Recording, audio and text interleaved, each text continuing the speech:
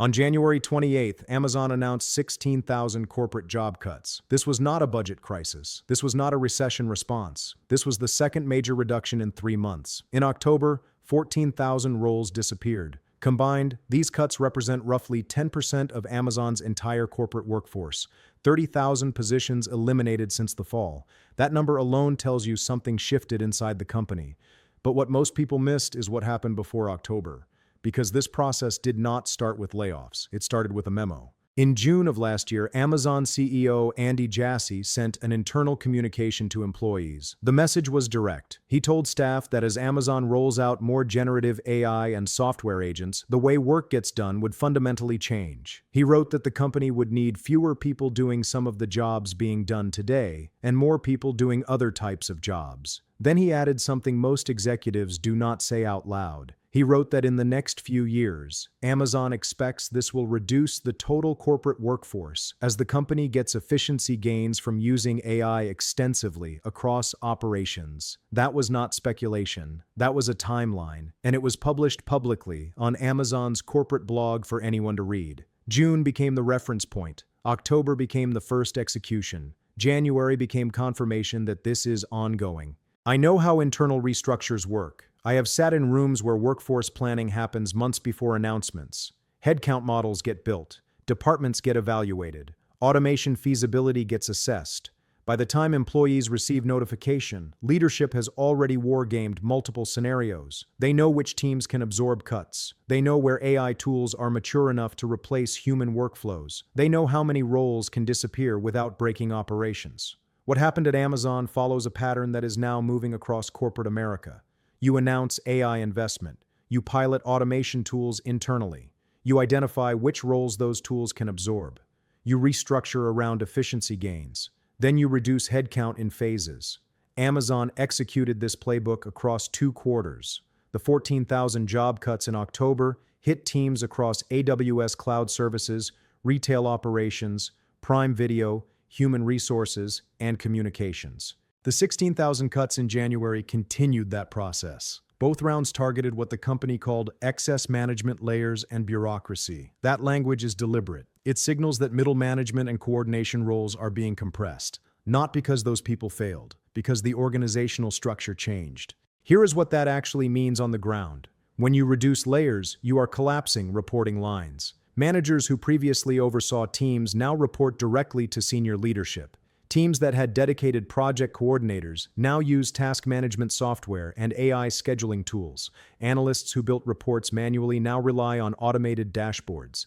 Customer service supervisors who handled escalations now depend on AI chatbots that route fewer issues to humans.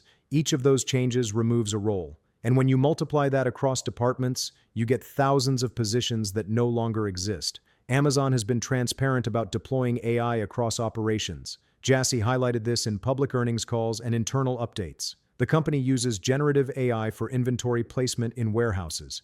It uses AI for demand forecasting. It rebuilt its customer service chatbot using large language models. It uses AI tools to help sellers create product listings. It rolled out coding assistants that help developers write and upgrade software faster.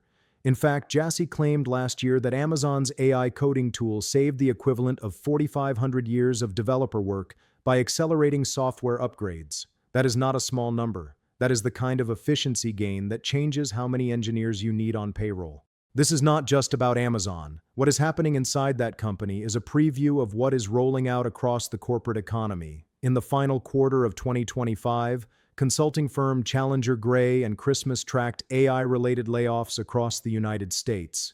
They reported that artificial intelligence was cited as a factor in almost 55,000 job cuts during 2025. That is more than double the previous year. Companies like Microsoft, Salesforce, Workday, Dow Chemical, and Pinterest all announced reductions tied to AI-driven efficiency strategies. Microsoft cut roughly 15,000 roles through 2025.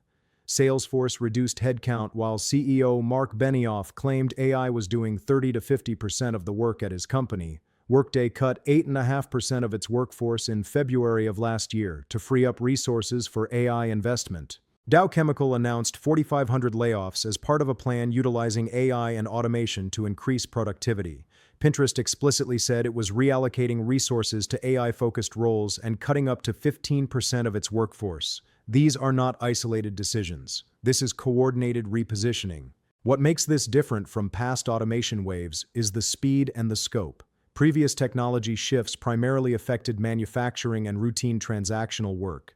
Robots replaced assembly line workers. Software replaced data entry clerks. Call center automation replaced basic customer support. But those changes took decades to fully deploy. What is happening now is compressing that timeline. Generative AI and large language models can handle tasks that were considered safe just 2 years ago: writing marketing copy, generating financial summaries, drafting legal documents, building slide decks, coding basic applications, analyzing data sets, scheduling meetings, coordinating projects. These were all jobs that required human judgment and creativity. Now they require human oversight at best, and oversight requires fewer people than execution. That is the efficiency gain companies are chasing. Amazon's 30,000 job cuts since October represent about 10% of its corporate workforce. But that 10% was not random, it was targeted. The company specifically called out reducing management layers and removing bureaucracy. That language points to middle management, project coordinators, and roles that exist primarily to manage workflows between teams. Those are exactly the roles that AI-powered tools are designed to compress or eliminate. Beth Galetti, Amazon's Senior Vice President of People Experience and Technology, wrote in the October layoff announcement that the company needed to be organized more leanly, with fewer layers and more ownership, to move as quickly as possible. She repeated similar language in the January announcement. She said the reductions were part of an ongoing effort to strengthen the organization by reducing layers, increasing ownership, and removing bureaucracy. Both statements tied this directly to AI investment. She wrote in October that this generation of AI is the most transformative technology the company has seen since the internet, and it is enabling companies to innovate much faster than ever before. That is the justification. Faster innovation requires leaner teams. Leaner teams require fewer people. The corporate workforce shrinks while AI capabilities expand. This is the trade Amazon is making, and they are being more transparent about it than most companies. Jassy did not hide the workforce impact. He told employees directly in June that AI would reduce headcount. He published that message on the company blog. He reinforced it in earnings calls. He followed through with 2 major layoff rounds in 3 months. That is not speculation. That is execution. Now here is what happens next. Amazon is not done. Galetti said in her January memo that the company is not trying to create a new rhythm of broad layoffs every few months. But she also said that every team will continue to evaluate ownership, speed, and capacity to invent for customers and make adjustments as appropriate. That is corporate language for ongoing assessments. It means more cuts are possible if teams identify additional automation opportunities. And those opportunities are multiplying. Amazon is investing heavily in AI infrastructure. The company announced plans to spend roughly $10 billion each on new data centers in North Carolina, Ohio, Indiana, and Mississippi to support Amazon Web Services and AI development. Those are not short-term commitments. That is long-term repositioning. The company is building the infrastructure to run more operations on AI and fewer operations on human labor. Capital expenditures for 2026 are projected to reach $125 billion. That is the highest spending forecast among mega-cap tech companies. Amazon is betting that AI will generate returns that justify eliminating tens of thousands of corporate roles. And if the automation works, other companies will follow the same playbook. We are already seeing that happen. UPS announced on January 27th that it plans to cut up to 30,000 jobs this year as it winds down its delivery partnership with Amazon and accelerates automation. That is not a coincidence.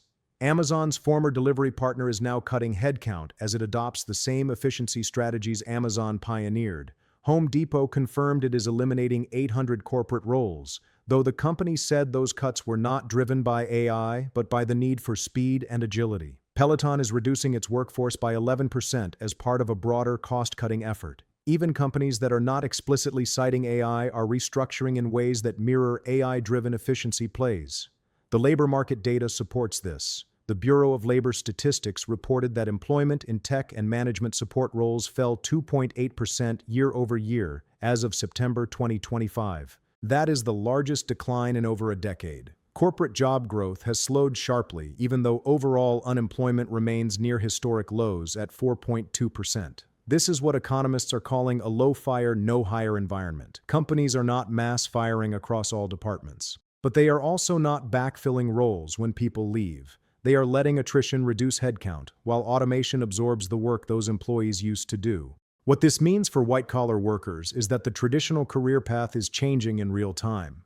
The assumption that you build skills, gain experience, and move up through management layers no longer holds in organizations that are flattening their structures. If Amazon is cutting 10% of its corporate workforce by eliminating management layers, then the ladder you were climbing just lost several rungs. And if other companies follow Amazon's lead, those rungs are disappearing across industries. The roles that are surviving are the ones that cannot yet be automated. Highly specialized technical work, strategic decision-making that requires context and judgment, client-facing roles that depend on relationship management, creative work that requires originality. But even those categories are narrowing. AI coding assistants are already helping developers write software faster. AI can generate creative content and marketing materials. AI can analyze datasets and surface insights that used to require analysts.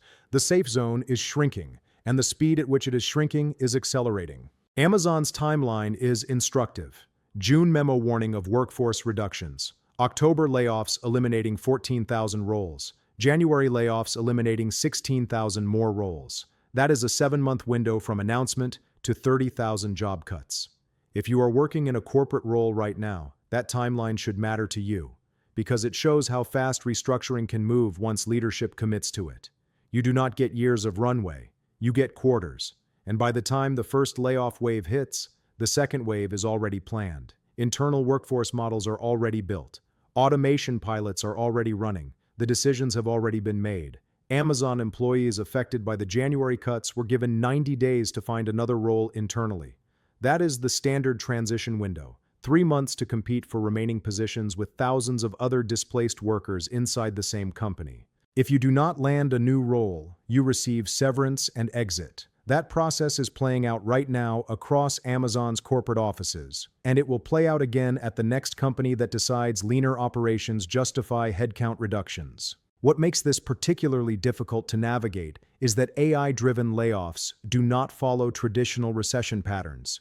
In a recession, companies cut costs because revenue is falling. When the economy recovers, hiring resumes. But AI-driven cuts are efficiency plays. Revenue is not falling. Amazon is still growing. AWS is expanding. The company is investing billions in infrastructure. But the corporate workforce is shrinking because AI is doing work that used to require people.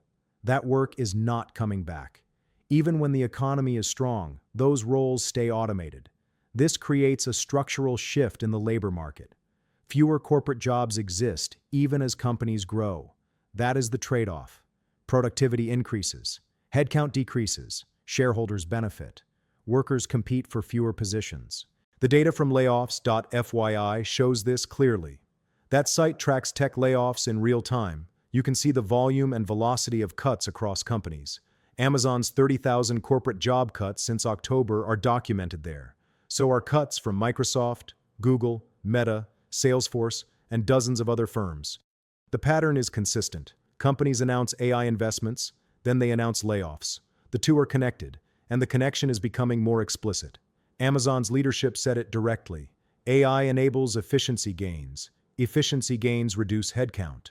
Other companies are saying the same thing with different words, but the outcome is identical. White-collar jobs are disappearing faster than new ones are being created in those same categories, and that gap is widening. If you are in a corporate role, you need to understand where you sit in this process. Are you in a department that has already piloted AI tools? Are you doing work that could be automated if leadership prioritized it? Are you in a management layer that exists primarily to coordinate between teams? Those are the variables that determine risk, and you will not always get advance notice. Amazon employees in January found out about layoffs through an internal email that was sent early. The memo referenced a blog post that had not been published yet. The communication was mishandled, but the layoffs proceeded anyway. That is how these processes work. The timing might be messy, but the outcome is already decided. What happens next at Amazon will set the template for what happens across corporate America. If the company successfully operates with 10% fewer corporate employees while maintaining or growing revenue, that becomes the benchmark. Other companies will target similar reductions. If Amazon continues cutting in future quarters, that signals the process is ongoing and not finished. And if the automation tools Amazon is deploying prove effective, those same tools will be adopted across industries. We are watching a workforce transition happen in compressed time. The question is not whether AI will reduce corporate headcount. Amazon's CEO already confirmed that is happening. The question is how far the reductions go and how fast they spread. Based on what we have seen in the past 7 months, the answer is farther and faster than most people expect. This is not a future scenario. This is current execution. 30,000 jobs gone since October. More cuts possible in future quarters. AI investment accelerating. Corporate workforce shrinking. That is the pattern. And it is already in motion.